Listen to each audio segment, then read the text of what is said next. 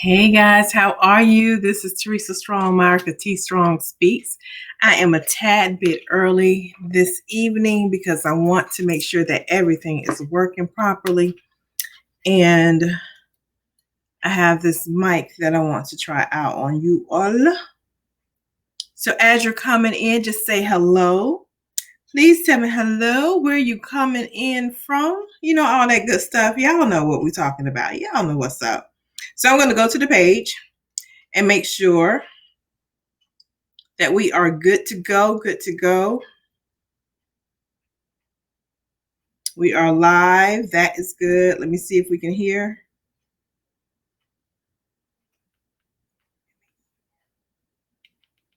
All right, so that's good. So let me plug up this good old mic here.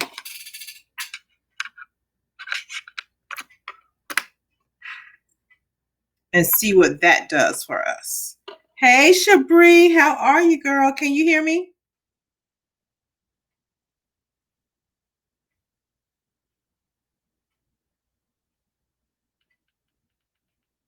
Let's see what that does for us. Hey, Shabri, how are you, girl? Can you hear me? All right, we have volume. We have volume. Hello, hello, and welcome to T Strong Speaks. Good, awesome. I'm so happy.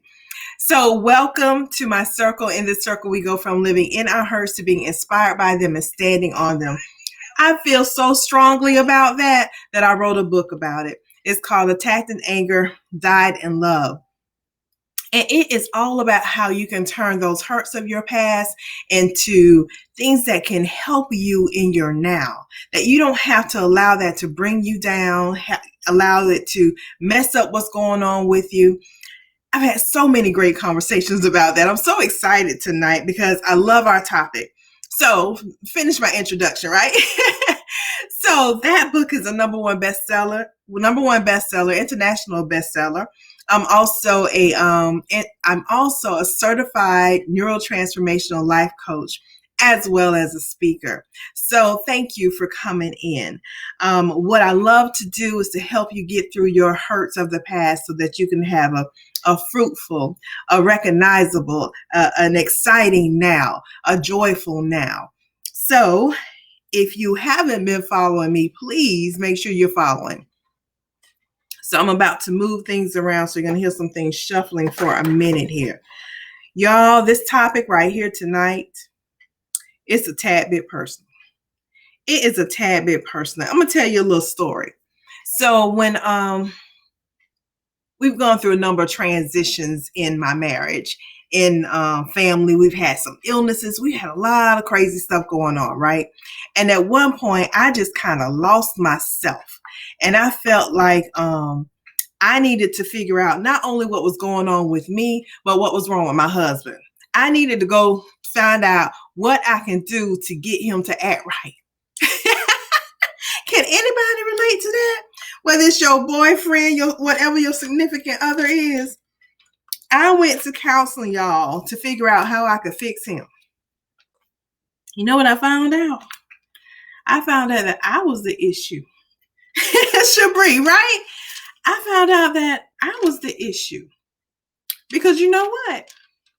I can only control my reaction to what he does, what he was doing. And I had to figure out why the heck were the little things that he was doing, because they weren't like deal breakers. They were just little annoying things. I'm like, man, he need to get it together. What I had to figure out is why the heck was I so bothered by what he was doing? When I got that together, y'all, that gave me so much peace and ease. So the topic tonight is, and I'm getting to my notes. I started thinking about this, and I don't even know what sparked this one. But I started thinking about this, and so many things came to mind. So I'm going to try to hit on those. But if not, y'all tell me. Tell me. Shabri, you said I'm preaching to the choir? Girl. Aren't we a mess? Aren't we a whole mess? So listen. So apparently those notes were in my head because I didn't write them down. But anywho, so let's think about that. So the title is who are you changing for? Are you changing so that they will change? Are you changing so that he, she, they, the situation will change? So, well, the situation, that might be affected by your changes. But let me give you my 3 rules. Our 3 rules are: you can't change other people, you can't change the will of God, and you can't change the past. So, given that, the one thing that we do have the power of is choice. So, you can spend your life allowing yourself to be guided by other people's needs and desires and wants. You can be guided by what you want for those people,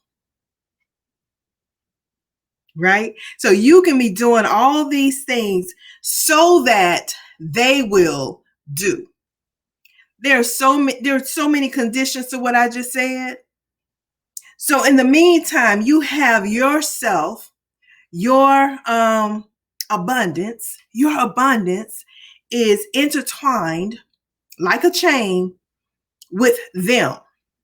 So if they are not doing well, then you're not doing well. So how does that put you in control? How does that give you the power of choice? You're given that one great thing, the power of choice.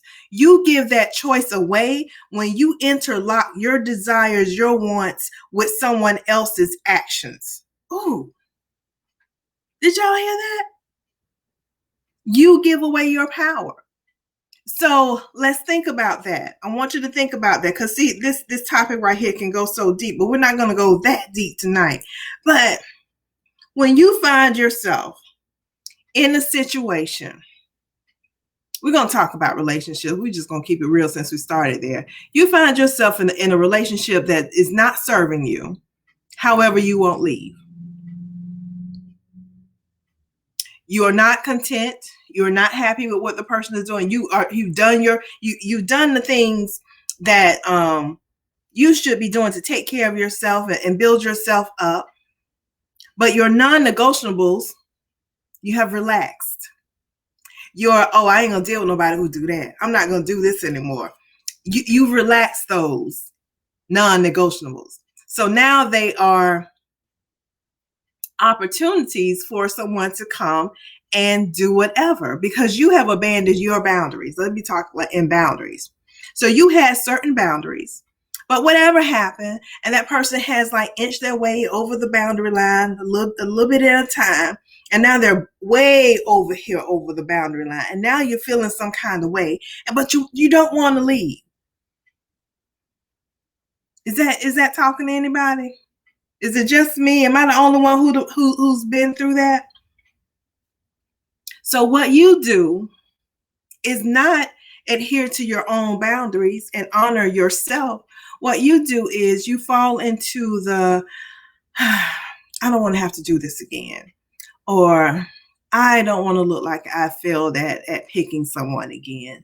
So what you'll do is start changing what you do in order to appease that person. So now you're interlocked and interlinked to that person's action.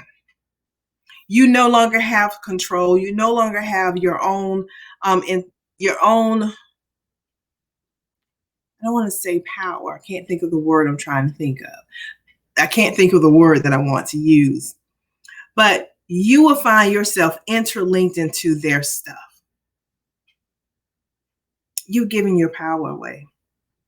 Sis, you're giving your power away. It was yours. It was yours. And for whatever reason, you decided that something else became more important than you. Something else, someone else's desires became more important to you. And not only to you, you are here for a purpose. You are designed to do certain things in your life. And, and distractions will come. And sometimes they will come in the form of a relationship, right? You have all these goals and dreams and you're working on them. And then here comes somebody into your life. And in the beginning, it seems like it's going to be okay. But that person, we talked last night, Tuesday night, about capacity. You are moving and growing, and that person doesn't have the capacity to support you along that journey. So they start to drag energy from you. Maybe not intentionally, but they're dragging energy from you, because now you can't just move freely now. Now you got to kind of, they're drawing on your energy, because you have to kind of tell them what you're doing and why you're doing it and how you're doing it, because they don't understand and they feel like you're leaving them behind. Y'all, I'm just saying. If you can relate to this, please talk back to me. Please talk back to me, because I want to know what you think about it. Because I want to encourage you to break the chain. Now, the chain may be a relationship. It may be a job. It may be an emotion. It may be anything. Oh, I have this thought now, because there's a song called it's Break the Chain or something like that. It tickles me to think about it, because that's one of the only songs my mama doesn't sing, but that's one of the only songs that she would try to sing, and it would just be hilarious. Her and my cousin, it's just the funniest thing. She would just sing that song. It was a time where it's just, she felt like everybody's chains need to be broken, and she would just sing it, right? What chains do you need to have broken so that you can be free? Free to be, to do, to live your abundant life. To live your abundant life. You deserve abundance. Abundance is your birthright. Don't let other folks take that away from you. Don't let other folks take that away from you. So what I'm going to ask you to do, and this is one thing that I ask every time I start with someone on this journey of change and transformation, is to be honest, to be truthful with you. You may not have to have this truth conversation with anybody else, but make sure you have this with you. Look at your situation, the situation that you're not exactly happy about, but you have not left yet, because you are allowing yourself to judge your actions. You may know that you need to move and shift, but you are judging yourself. You are saying, I can't go through this anymore. I can't make it on my own. Or, man, I don't want to have to admit to this wrong, this mistake. Cherie talked about mistakes earlier. Mistakes are just signs that you are in motion. Signs that you are making progress, that you are in action. It is just a lesson that needs to be learned. If you're not making a mistake, you're not moving. Ain't that right, Cherie? If you ain't making a mistake, you ain't moving. So give yourself credit for the fact that you were in motion. If it's a relationship, give yourself credit for the fact that, okay, now I know a little bit more about what I want, what I will tolerate, and what I will not. I need to add something else to my non-negotiable. Maybe it's telling you that you got to do a little bit more work on yourself. Maybe it's telling you, yeah, we thought we was ready, but we really weren't ready. We got a little bit more work to do. And that is okay. There's no judgment in that. That's just life's lessons. That's life's lessons. Learn the lesson. Because what happens if you don't learn the lesson, oh my goodness, that lesson will come right on back around and hit you again until you get it. So get on ahead of it now and just move. So be truthful about where you are. Be truthful. Then plan. Plan on what you will do next. Your next best step. I'm not talking about what needs to happen towards the end result. What needs to happen next? To honor you, your boundaries? Do you need to have a difficult conversation? Do you need to go and talk to somebody else so that you can get up the nerves to have the conversation, right? What is it, that next step that you need to do in order to break this chain? Right? Because, in real life, chain is once it's melted together, it's pretty hard to tear apart, right? You got to have some good old force, some kind of something to pop that chain, right? And I think that's true emotionally too. Emotionally, we have to, when we are that intertwined, it takes a real hard break, but it can happen. It is definitely possible, but you may need some tools in order to do that. That's what I'm here for. I'm here to help you get the tools, to give you the tools to make that next step, to break that chain. Because see, you deserve to be free. You deserve to be free. God did not design us so individually, so beautifully in his own image for us to choose misery. For us to choose misery. He did not. So if we did that, that's on us. That's on us. If we stay in misery, that is on us, right? So I didn't know where that was going to go. I didn't know, but I know I felt so strongly about this topic in this moment right now, because I think people are feeling stuck. They're feeling as if, I have to stay in this situation because of everything that's going on, or you just don't have the energy. You can't muster up enough energy to make the change because the weight of the world feels like it's on you. Let me tell you, it's not meant to be easy, but it is worth it. You're worth it, right? So if no one has told you, sis, you're worth it. Bruh, if no one has told you, boo, you worth it. You are worth being free. And I'm y'all know my tagline. I'm that break free life coach, honey. I will help you to break free. And I just, I want this so bad for everybody because I've been in a situation where I have felt bogged down, where I have felt like I was lost, where I felt just like, what is my purpose? What am I here for? What am I doing? I feel like I'm just treading water, right? And why do I keep making the same mistake over and over again, right? I keep making the same mistake, right? And I keep saying, okay, I'm going to learn the lesson this time. But there are phases. So you learn this part, and then maybe, next time you'll learn a little bit more. But I will tell you, if you continue to make the same mistake over and over again, and if you continue to attract the same people in your life over and over again, the same situation over and over again, one thing is that, first of all, that's about you. That's about you. And what I always say is, even though the situation may seem negative, there's something about that you like. If you continue to attract, there's something about that you like. And I know it sounds weird, but if you're in a bad situation, it's either that's allowing you to not play full out, to give you an excuse to stay stagnant because you're scared of making that next move. You are scared of that abundant life. You are scared of that success. You don't think you deserve it. So you in self-sabotage mode. So you allowing all this stuff in your life. Y'all, don't get me started on another thing. Don't get me started.